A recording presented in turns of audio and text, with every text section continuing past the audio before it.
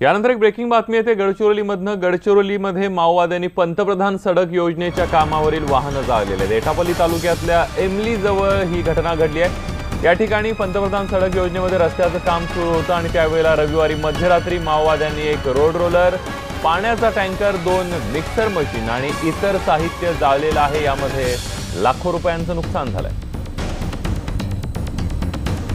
अधिक माहिती घेऊयात। महेश तिवारी आपले प्रतिनिधी थेट गडचिरोलीवरून आपल्या सोबत आहेत। महेश, काय सांगाल या सगळ्याबद्दल?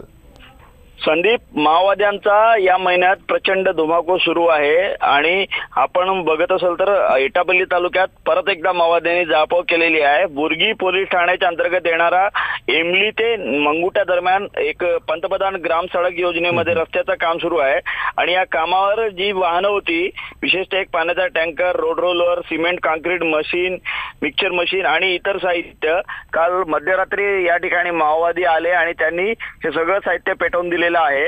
दुर्गम भागात रस्त्याच्या कामाला माओवाद्यांचा विरोध असतो, पण आता माओवाद्यांनी परत एकदा जाळपोळ केली आहे। लाखो रुपयाचं यात नुकसान झालेलं आहे आणि याच्यामधली काही वाहनं ही एटापल्लीची नगरपंचायतचे उपाध्यक्ष रमेश गंपावर यांच्या मालकीची असल्याची माहिती आहे आणि त्यामुळे एकूण आता या भागात पोलीस परत एकदा अभियान राबवून कशा पद्धतीने माओवाद्यांच्या कारवाई रोखण्यासाठी प्रयत्न करतात हे पाहणं महत्त्वाचं ठरणार आहे। संदीप, अगदी धन्यवाद महेश, तुम्ही दिलेल्या संपूर्ण माहितीबद्दल।